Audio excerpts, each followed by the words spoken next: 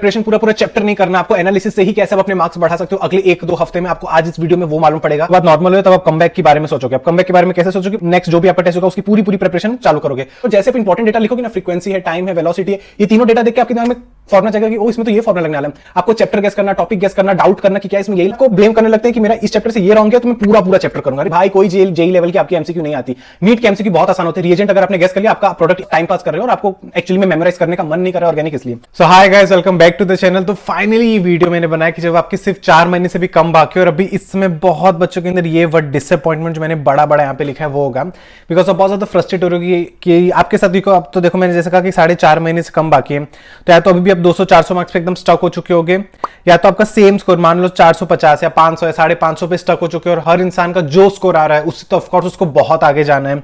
And या तो आप अपनी प्रोग्रेस नहीं कर पा रहे हो अपनी प्रिपरेशन से, बस आप टेस्ट दे रहे हो, वो टेस्ट का आपके प्रिपरेशन पे कुछ खास असर दिख नहीं रहा है, आपको अंदर से फील ही नहीं हो रहा कि वो ये टेस्ट दे कि मेरा फायदा हो रहा है, मेरे को नीट वाले दिन यही टेस्ट देना है। तो अगर आप इनमें से कोई भी प्रॉब्लम से गुजर रहे हो तो आप एक परफेक्ट वीडियो पे आए। बस बहुत ज्यादा बर्नआउट आ जाता है, बहुत ज्यादा फ्रस्ट्रेट होने लगते हैं और उस चक्कर में हम ऐसे उल्टे सीधे डिसीजन लेने लगते हैं और हमें लगता है यार कोई तो हो जो हमारी बस ये सारी बातें सुन सके, जिसको हम एक्सप्लेन कर सके। सब वही कहते हैं कि एनालिसिस करो, ये करो, वो करो, लेकिन कैसे एनालिसिस किया जाता है और पूरी प्रिपरेशन पूरा चैप्टर नहीं करना, आपको एनालिसिस से ही कैसे आप अपने मार्क्स बढ़ा सकते हो अगले 1-2 हफ्ते में, आपको आज इस वीडियो में वो मालूम पड़ेगा। तो एंड तक ये वीडियो देखना तो आपको अच्छे से मालूम पड़ जाएगा। Just by analysing your test properly, जो आपको अच्छी मेंटरशिप नहीं मिल रही है उससे आप अपने मार्क्स कैसे बढ़ा सकते हो। तो लेट्स स्टार्ट आवर वीडियो।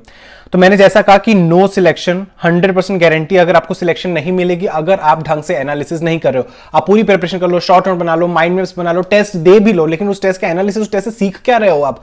जब तक वो नहीं होगा नहीं सिलेक्शन होने वाला आपका, और आप इसी लूप में फंसे हो। आज आपकी टेस्ट दिए, लो मार्क्स हैं, आप डिमोटिवेट बहुत हुए, रोए, कुछ घंटों बाद नॉर्मल हो, तब आप कमबैक के बारे में सोचोगे। आप कमबैक के बारे में कैसे सोचोगे? नेक्स्ट जो भी आपका टेस्ट होगा उसकी पूरी प्रिपरेशन चालू करोगे, उसके वापस वन शॉट देखोगे, उसके वापस एमसीक्यू करोगे, उसके वापस डाउट्स पूछोगे, एकदम पूरा स्क्रैच से चालू करोगे। बिकॉज आपको तो ये लग रहा है कि आपने अच्छे से शायद मेहनत नहीं की, इसलिए पूरा स्क्रैच से चालू करोगे और आप वापस करोगे एमसीक्यू करना, रिवीजन करना, एनसीईआरटी पढ़ना वापस। लेकिन अब जब रीटेस्ट दोगे तो अनदर टेस्ट दोगे तो वही आपके वापस ये कम मार्क्स आ जाएंगे और ये लूप आपकी हमेशा चलती ही रहेगी अगर आप सही जगह पे काम नहीं करोगे। हर बार अपने आपको कमबैक करना, हर बार जीरो से स्टार्ट करने की जरूरत नहीं होती। सही पॉइंट पे काम करो, अभी आपको 1 हफ्ते में आपके मार्क्स बढ़ते हुए दिख जाएंगे। तो जैसा मैं आपको बताऊंगा कि आपको सब्जेक्ट वाइज एनालिसिस करनी कैसे, और अगर आपको कोई भी अच्छा पॉइंट नहीं समझ आया या कोई एकदम से थॉट प्रोवोकिंग लगा तो प्लीज कमेंट डाउन में मुझे बताना, ताकि मुझे मालूम पड़ सके कि क्या पॉइंट आप मिस आउट कर रहे थे, और अगर मैं उस चीज को पकड़ पाऊंगा कमेंट सेक्शन में मैक्सिमम ज्यादा तो मैं उस पर्टिकुलर पॉइंट पे भी वीडियो बनाऊंगा। Okay, so let's start our video. तो जैसा मैंने कहा एनालिसिस, सबसे पहले फिजिक्स से चालू करते हैं। तो फिजिक्स का सीन क्या होता है, जैसे मैं कहता हूं हमेशा फिजिक्स का जब भी एनालिसिस करना चालू कर रहे हो तो सबसे पहले write down the total number of the wrong MCQ. जो भी आपके रॉन्ग एमसीक्यू वो लिख लो। वो रॉन्ग एमसीक्यू यानी कि क्या क्या होने चाहिए, जो आपने छोड़ दिए हैं, आते ही नहीं थे भाई, वो भी लिखो। जो गलत हुए हैं वो तो ऑफकोर्स लिखोगे, और जो तुक्के से करेक्ट हुए हैं वो भी लिखो।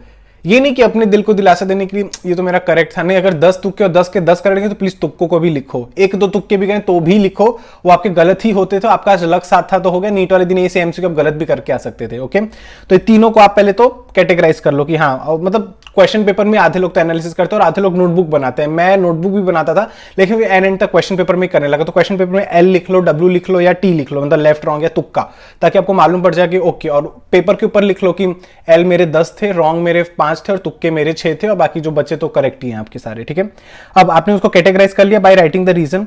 अब आपने ये लेफ्ट रॉन्ग और तुक्का कैटेगराइजेशन के बाद हर एक इंडिविजुअल क्वेश्चन के सामने आपको रीजन लिखना है after knowing the correct solution from your paper. क्यों, रीजन क्या था? रीजन होता है सबसे पहला सिली मिस्टेक। अब आधे लोग सिली मिस्टेक को ही नहीं समझ पाते कि सिली मिस्टेक होता क्या है। सिली मिस्टेक का होता है कि आपने फॉर्मूला सही गेस कर लिया, आपने चैप्टर सही गेस कर लिया, आप जब सॉल्व करे थे तो सॉल्व करते समय या तो आपने प्लस माइनस का कुछ उल्टा सीधा कर दिया और आपका प्लस की बजाय माइनस में आंसर आ गया, तो आपका सिली मिस्टेक हो गया। करेक्ट आंसर आने के बाद भी +15 आंसर है, आपने ऑप्शन भी -15 देखा, आपका दिमाग कहीं और था, आपने वो टिक कर दिया। ये सब सिली मिस्टेक होती है। सिली मिस्टेक कंसेप्चुअल मिस्टेक नहीं होती। आज लोग फॉर्मूला समझ नहीं पा रहे, गलत फॉर्मूला लिखते हैं, वो सब सिली मिस्टेक नहीं होती। सिली मिस्टेक मतलब आपने ऑलमोस्ट 99% क्वेश्चन सॉल्व कर लिया था, आंसर कितने नजदीक थे, उसके बाद भी आपने करेक्ट आंसर टिक क्यों नहीं किया, that is called silly mistake. तो आप सिली मिस्टेक वहां पे लिख लो। जो आपकी दूसरी होती है वो फॉर्मूला मिस्टेक होती है कि आपने चैप्टर गेस कर लिया, आपने टॉपिक गेस कर लिया, लेकिन आप फॉर्मूला नहीं सोच पा रहे कि यार फॉर्मूला यहां पे क्या लगाना है, वो आता है वो। फिर आता है कंसेप्चुअल मिस्टेक और फिर आता है ओएमआर मिस्टेक। लेकिन उससे भी पहले मैं हमेशा कहता हूं, अगर ये सब प्रिपरेशन और एनालिसिस से पहले कोई भी टेस्ट का पीवाईक्यू करके जाया करो। बिना पीवाईक्यू के आपका कुछ नहीं हो सकता है। And if you still don't have a good PYQ book, आप ले सकते हो ओसवाल की 37 ईयर की नीट यूजी पीवाईक्यू बुक। जैसा कि आप देख सकते हो, ये बुक आपकी पीवाईक्यू टॉपिक वाइज और चैप्टर वाइज है। तो आप एक चैप्टर खोलोगे, आप उसका देख सकते हो परफेक्टली एनसीईआरटी की लाइन है, माइंड मैप से वो सब लिखा हुआ है। उसके बाद उसी की आपकी टॉपिक वाइज एमसीक्यू दिया है। जैसे टॉपिक 1 एलगे, तो टॉपिक 1 एलगे में सिर्फ एलगे के सारे पीवाईक्यू होंगे और हर एक आंसर का इंडिविजुअल एक्सप्लेनेशन भी दिया हुआ है। आप देख सकते हो बायोलॉजी की बुक है, उसके बाद भी इंडिविजुअल एक्सप्लेनेशन सबका दिया हुआ है। उससे पहले आप देख सकते हो कि हर चैप्टर का ऐसा माइंड मैप आपको दे दिया गया है, तो आप एक बेसिक रिवीजन भी करके जा सकते हो अपने टेस्ट के पहले कि हाँ ऐसे मेरे को करके जाना होता है। आंसर एंड सोल्यूशन ओसवाल के 100% रिलायबल होते हैं, वो मुझे बताने की जरूरत नहीं है। आप अपनी 50% बैटल तो तभी जीत सकते हो अगर आप उस चैप्टर के पीवाईक्यू करके जा रहे हो, और एक अच्छी बुक से पीवाईक्यू सॉल्व करोगे ऑफलाइन मोड में, तो आपको बहुत हेल्प मिलने वाली है। Link in the description and in the pin comment, just go and have this book and let me know आपको कितनी ज्यादा हेल्पफुल हुई, जो कि बहुत होने वाली है। कैटेगराइज कर ली अपनी मिस्टेक को कि सीली है कि फॉर्मुला मिस्टेक है, कंसेप्चुअल है, ओएमआर मिस्टेक है। अब जो फॉर्मुला वाली मिस्टेक है उसका तो अभी तोड़ निकालो और जाओ अभी फॉर्मुला शीट बनाओ उस चैप्टर की, और अभी के अभी रट डालो अगले 1 घंटे में। फॉर्मुला शीट बनाओ भी A to Z और रट भी लो भी, और अपने स्टडी टेबल पे चिपका लो, अपनी नोटबुक में जिसमें आप रेगुलर बेस पे रिवाइज करते हो, अपने वॉल पे चिपका लो, आई डोंट केयर। लेकिन फॉर्मुला रीजन तो आज ही खत्म कर दो और ऐसा लर्न करो कि अगली बार याद भी रहे। सिर्फ ऐसे मियरली रट मत लो, ऊपर क्यू आता है, नीचे के स्क्वायर आता है, इधर आर आता है, ऐसे नहीं रटना। उस फॉर्मुला का थोड़ा मतलब भी जान लो, ताकि अगर इनकेस आप इतने सारे फॉर्मुलाज में कुछ भूल भी गए तो आप एग्जाम वाले दिन भी शांति से डिराइव कर सकते हो कि हाँ आर स्क्वायर ऊपर तो नहीं आ सकता, आर स्क्वायर नीचे ही आता है। ऐसा थोड़ा लॉजिकली याद करके जाना होशो आवाज में, ठीक है। अब फॉर्मुला मिस्टेक तो आप ऐसे सॉल्व कर सकते हो। क्वेश्चन से, अगर आपके क्वेश्चन में इंपॉर्टेंट डेटा हमेशा एक्सट्रैक्ट आउट करना चालू कर दो। देखो नीट के और कॉम्पिटिटिव एग्जाम के एमसीक्यू बना ही ऐसे रहते हैं कि आप फंस जाओ। क्वेश्चन क्या रहेगा, तो frequency and the time of this particular data is X and Y respectively. तो आप थोड़ा शांति से रिस्पेक्टिवली लिख दिया, तो पहला फ्रीक्वेंसी, तो F is equal to this, वो लिख लो यहाँ पे। टाइम यहाँ 15 सेकंड है, तो T is equal to 15 second. ऐसे इक्वल टू करके एक छोटा सा लिख लो, अपने पूरे डेटा वो बना लो। क्योंकि नीट के एमसीक्यू कितने आसानी से ऐसे नहीं लिख रहे थे कि frequency is this, time is this. वो लोग पूरा डेटा लिख के सब एंड में सब डेटा लिख देंगे और रिस्पेक्टिवली लिख देंगे। थोड़ा आप कंफ्यूज हो जाते हो, सेंटेंस फ्रेमिंग बहुत कभी कभी क्रेजी हो जाती है। तो आप अच्छे से पहले इंपॉर्टेंट डेटा लिख लो। जैसे आप इंपॉर्टेंट डेटा लिखोगे ना, फ्रीक्वेंसी है, टाइम है, वेलोसिटी है, ये तीनों डेटा देख के आपके दिमाग में फॉर्मुला जाएगा कि ओ इसमें तो ये फॉर्मुला लगने वाला है। आपको चैप्टर गेस करना, टॉपिक गेस करना, डाउट करना कि क्या इसमें यही लगता है, ये नहीं लगता, कुछ नहीं करना पड़ेगा। इंपॉर्टेंट डेटा लिखने के 2 फायदे होते हैं, इसलिए हमेशा तो तुरंत ये तो हमेशा किया करो। और अब जब आप कैलकुलेशन कर रहे हो तो नीट एंड क्लीन कैलकुलेशन करो। एक छोटा सा बॉक्स बना लो कि ये मेरे क्वेश्चन का कैलकुलेशन ये है, ताकि जब आप रीचेक करो ना तो टाइम वेस्ट ना जाए कि ये इसके साथ मिक्स हो चुका है, ये इसके साथ मर्ज हो चुका है, ये इसका कैलकुलेशन था कि इस क्वेश्चन का कैलकुलेशन ना। एक बॉक्स बना लो कि क्वेश्चन नंबर 13 का मैंने कैलकुलेशन किया। अगर वहां जगह है तो उसके बाजू में ही मैक्सिमम ट्राई करो सॉल्व करने का, वरना जो एकदम एंड पेज पे आपका रफ कॉलम दिया रहता है ना, वो पेपर को तो फाड़ लिया करो अगर आगे पीछे क्वेश्चन नहीं है, और बाजू में कैलकुलेशन किया करो, या तो बॉक्स बना लिया करो। तो नीट एंड क्लीन कैलकुलेशन भी बहुत ज्यादा आते, तो चीजें आपकी ऐसे ही हो जाएंगी। ये चीजें आपने कर ली ना, तो 80% बैटल तो आपने जीत लिया। ऑलरेडी बहुत शांत हो, बहुत काम डाउन हो, बिकॉज आपने कोई स्कोप ऑफ गलती अब छोड़ी नहीं, तो मैक्सिमम टाइम आपके आंसर करेक्ट ही आने वाले। अब जो आपकी कंसेप्चुअल मिस्टेक है, यार चैप्टर पढ़ के ही नहीं गए थे, फॉर्मूला याद ही नहीं था, मतलब फॉर्मूला का मतलब ही नहीं समझ आया था, तो उसमें 2 चीजें होती है। क्या वो जो क्वेश्चन आपका गलत हुआ वो इंडिपेंडेंट टॉपिक था या डिपेंडेंट टॉपिक था? इंडिपेंडेंट टॉपिक मतलब मोमेंट ऑफ इनर्शिया से आपका गलत हुआ। मोमेंट ऑफ इनर्शिया को समझने के लिए आपको आगे पीछे कुछ समझने की खास जरूरत नहीं है। अब यूट्यूब पे जाओ, लिखो मोमेंट ऑफ इनर्शिया, 7-8 मिनट का वीडियो होगा, तुरंत पढ़ो और अपने मिस्टेक एनालिसिस नोटबुक में लिख लो, चैप्टर खत्म। आधे बच्चे क्या होते हैं ना, जो इंडिपेंडेंट टॉपिक होते हैं जिसमें आपको पूरा चैप्टर पढ़ने की जरूरत नहीं भी है, उसके बाद भी अपने आप को ब्लेम करने लगते हैं कि मेरा इस चैप्टर से ये रॉन्ग है तो मैं पूरा चैप्टर करूंगा। अरे भाई, जो गलती सिर्फ उस पर काम करो, क्या पता उस चैप्टर के अगली टेस्ट में आपके बाकी क्वेश्चन सही हो जाए।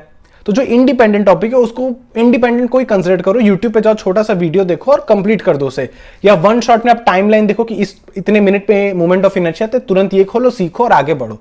इतना हर एक छोटी सी गलती से पूरा चैप्टर लेके नहीं बैठ जाना होता। और जो आपके डिपेंडेंट टॉपिक है, फॉर एग्जांपल आपका इलेक्ट्रिक पोटेंशियल से रॉन्ग गया। अब इलेक्ट्रिक पोटेंशियल तभी समझ आएगा जब इलेक्ट्रिक फील्ड समझ आएगा, और इलेक्ट्रिक फील्ड एक बहुत अच्छा आईएमपी टॉपिक भी है, तो उस केस में आप थोड़ा चैप्टर को डिटेल में परस्यू किया करो, थोड़ा अंदर घुसा करो, हर छोटी गलती में मत अंदर घुस जाया करो। और वो भी कंसेप्चुअल मिस्टेक है, तो क्या पता आपको टॉपिक आता था, हमने बस कैलकुलेशन मिस्टेक कर दी, ओएमआर में गलती कर दी, तो उसको कैटेगराइज मत करो कि मुझे पूरा चैप्टर करना है। ये बहुत बच्चे गलती करते हैं। एंड ऑफ कोर्स जैसे मैंने कहा कि कोई भी टेस्ट देने जा रहे हो, पीवाई की तो करके जाओ, आधी बैटल आप ऐसे ही जीत जाओगे। कभी कभी होशो आवाज में नहीं भी रहोगे ना, तो ही मालूम है यार इसका आंसर तो यही है, मैंने प्रीवियस ईयर क्वेश्चन में सॉल्व किया था। ऐसा होता है। तो जस्ट प्योरली अगर आप फिजिक्स में ये सारे पॉइंट कवर कर लिए, मुझे तो नहीं लगता आपका कुछ गलत हो सकता है।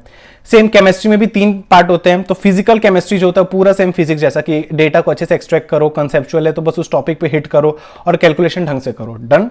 अब जो आपका ऑर्गेनिक है, ऑर्गेनिक 100% मेमोरी का है। कोई बच्चा ब्लेम नहीं करेगा कि कंसेप्ट नहीं आते भाई। कोई जेई लेवल की आपकी एमसीक्यू नहीं आती। नीट के एमसीक्यू बहुत आसान होते हैं। रिएजेंट अगर आपने गेस कर लिया, आपका प्रोडक्ट एक ही बनने वाला जो एनसीईआरटी की लाइन में दिया है वही। चेन रिएक्शन भी आते हैं ना, तो ए बी सी से ज्यादा चेन रिएक्शन भी नहीं आते। तो जो बच्चा मेमोराइजेशन के अलावा आप कंसेप्ट पे रो रहे हो ना ऑर्गेनिक, आप बस टाइम पास कर रहे हो और आपको एक्चुअली में मेमोराइज करने का मन नहीं कर रहा है ऑर्गेनिक। इसलिए मैं इसलिए कहता हूं हर चैप्टर की अगर आपने नेम रिएक्शन की लिस्ट बना ली, जो हमेशा नीट वाले बहुत प्रेफरेंस देते हैं, एक रिएक्शन और उसके रिएजेंट की आपने लिस्ट बना ली, आपने 100% एनसीईआरटी पढ़ ली और इंटेक्स्ट और सॉल्व एग्जांपल आपने सॉल्व कर ली, मैं लिख के दे सकता हूं कोई बच्चे के ऑर्गेनिक के एक भी क्वेश्चन रॉन्ग नहीं जाएंगे।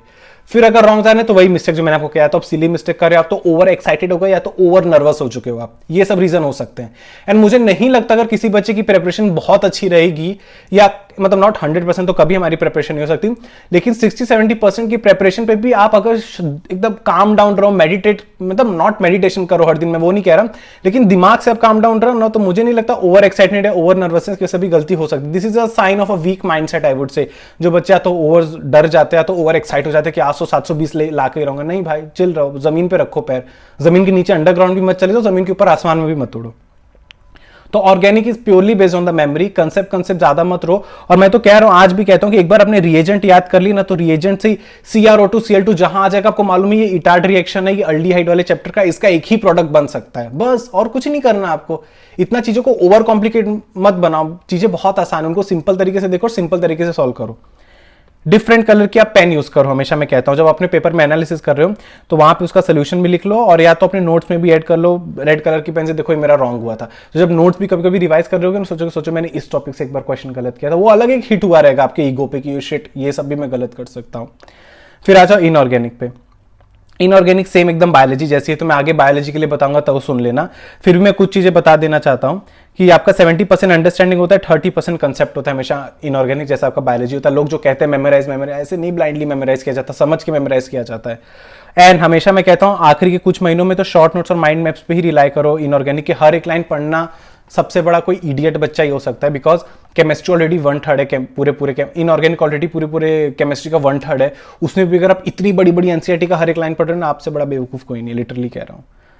चलो अब आ जाओ बायोलॉजी पे, जो आपका इनऑर्गेनिक का भी काम हो जाएगा। तो बायोलॉजी में सबसे पहले लेस देन 320, तो अब तो मतलब आपको नजर ही नहीं मिलानी चाहिए अपने आप से मिरर में, मतलब बहुत डिमोटिवेट मत हो जाना। लेकिन जस्ट इन वो सेक के लिए कह रहा हूं, जो बच्चे बहुत हद से ज्यादा लाइटली ले लेते हैं बायोलॉजी को, तो 320 से ज्यादा तो यार अब तो नीचे आने चाहिए। अब 320-360 के बीच में आपका स्कोर फ्लक्चुएट करना चाहिए। अब बायोलॉजी में दो मिस्टेक हो सकती है, जो मेमोरी मिस्टेक है और कंसेप्ट मिस्टेक है। कंसेप्ट तो भी वो छोड़ो, मेमोरी मिस्टेक कभी भी हो रही है ना, तुरंत अगर प्लांट किंगडम का कोई क्वेश्चन रॉन्ग गया, तुरंत प्लांट किंगडम खोलो और अभी एनसीईआरटी से देखो कहां था जो मैंने गलती की। उस समय जो आपको -1 हुआ, और -1 के साथ जब बुक खोल के देखोगे ना, तो वो अब आपके लाइफ टाइम याद रहेगा। ऐसे आप छोड़ो कि चलो ठीक है प्लांट किंगडम रॉन्ग गया, अब मैं आगे का करता हूं, पूरा एनालिसिस कर लिए और फिर आप खोलोगे भी नहीं, क्योंकि आपको तो मालूम है प्लांट किंगडम की उसी पेज पे होगा, भाई ठीक है मेरा गलत हो गया होगा। और जब कभी अगली बार प्लांट किंगडम पढ़ोगे तब ध्यान भी नहीं रहेगा कि मैंने वो रॉन्ग किया था, मुझे आज देखना था। ऐसा नहीं, तुरंत अभी बुक खोलो, अभी वो पेज नंबर देखो, और जो फीलिंग होगा ना, शिट यार कर लिया होता तो आज मैं मेरे +5 होते मार्क्स, आज मैं 595 पे अटक गया, आज मेरे 600+ आ गए होते इस टेस्ट में। ये फिर आप अगले 2-3 महीने क्या लाइफ टाइम नहीं भूलोगे कि नॉस्टॉक एग्जांपल इधर आता था, ये सब तो बहुत तुरंत बुक खोल के एनसीईआरटी चेक करो। And concept mistake as usual, मैंने कहा जो छोटा सा कंसेप्ट नहीं आ रहा, अपने किसी फ्रेंड को, अपने किसी टीचर को कॉल करके वहीं पूछ के खत्म कर दो, या तो यूट्यूब पे को टॉपिक जाके रिसर्च करो, वहीं पे सीख के खत्म कर दो। पूरा चैप्टर करने की जरूरत नहीं है। जितने भी एग्जाम्पल वाले चैप्टर उनकी तो एनसीईआरटी आपको पढ़नी ही नहीं है, एग्जाम्पल की एक लिस्ट बना लो, उसी में खुश रहो। Plant kingdom, animal kingdom, morphology. अब आपको जरूरी है पूरी एनसीईआरटी पढ़ना मॉर्फोलॉजी की? पॉलीडेल्फस का मतलब आपको नहीं मालूम, या आपको रनर्स क्या होते हैं उसका मतलब नहीं मालूम? मालूम है ना, तो आपको बस रनर्स के एग्जाम्पल अब रिवाइज करनी चाहिए। पूरा रनर्स थोड़ी ना आप पढ़ने बैठ रहे हो बार एनसीईआरटी से। आपको क्या डायटम्स और एल्गी के कैरेक्टरिस्टिक नहीं मालूम है ना, तो बार वो क्यों पढ़ रहे हो? एल्गी में जो रेड एल्गी के एग्जाम्पल क्या, उनकी पिगमेंट क्या, वो पढ़ के बस जाओ। ग्रीन एल्गी का क्या है, तो बस ब्राउन एल्गी क्या है, बस वो एग्जांपल्स लेकर करके चलो ना। बार वो सेम चीज क्यों पढ़ रहे हो जस्ट फॉर द सेक कि वो बार एनसीईआरटी पढ़नी है? ऐसा नहीं होता। और जो कंसेप्ट वाले चैप्टर, उसमें तो उतनी एनसीईआरटी की रीडिंग की जरूरत नहीं, बिकॉज उसमें कंसेप्ट ज्यादा काम आता है। ट्रांसक्रिप्शन और ट्रांसलेशन के स्टेप्स बदल नहीं जाने वाले, आप बार एनसीईआरटी सेम पढ़ लोगे। एनसीईआरटी पढ़ने का है, डीएनए मॉडल कौन से साइंटिस्ट ने बनाया था, कौन से ईयर में बनाया था, क्या थे वो चीजें, जो यूनिवर्सल चीजें, कोई प्रोसेस का स्टेप्स है वो बदलने नहीं वाला। आपको एनसीईआरटी फैक्ट वाली चीजों के लिए बार पढ़नी है, वो आप एज अ नीट एस्पिरेंट जब आप 2-3 महीने बाद नीट देने वाले हो, पिछले 1-2 साल से आप एनसीईआरटी के साथ टाइम स्पेंड कर चुके हो, आपको तो मालूम होना चाहिए कि हाँ इतनी मेच्योरिटी आ जानी चाहिए कि हर चैप्टर की हर एक लाइन नहीं पढ़नी होती है आपको। एंड आपको डायग्राम्स के लिए एनसीईआरटी बार बार पढ़नी रहती है, डायग्राम्स की लेबलिंग के लिए बार बार एनसीईआरटी पढ़नी रहती है, फैक्ट वाली चीजों के लिए पढ़नी रहती है। एंड ऑफ कोर्स पीवाईक्यू तो मस्ट, पीवाईक्यू करके जाओ, अगेन बायोलॉजी में 40-50% बैटल आप ऐसे ही जीत के आ चुके हो।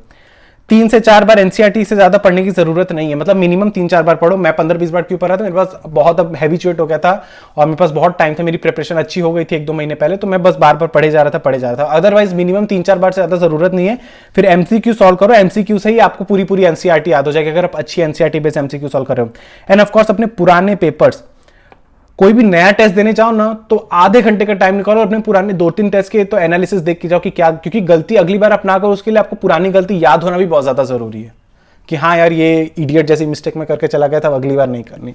सो यार दिस वाज द वीडियो जहां मैंने आपको फिजिक्स केमिस्ट्री बायोलॉजी की इंडिविजुअल आपको एनालिसिस करनी है वो मैंने अच्छे से बता दी। इससे आइडियल वे में आपको यूट्यूब पे और कोई नहीं बता सकता, तो प्लीज एक बार ट्राई करो और लेट मी नो आपको कितनी ज्यादा हेल्प हुई। मिलते हैं अपने अगले वीडियो में, till then take care and bye bye.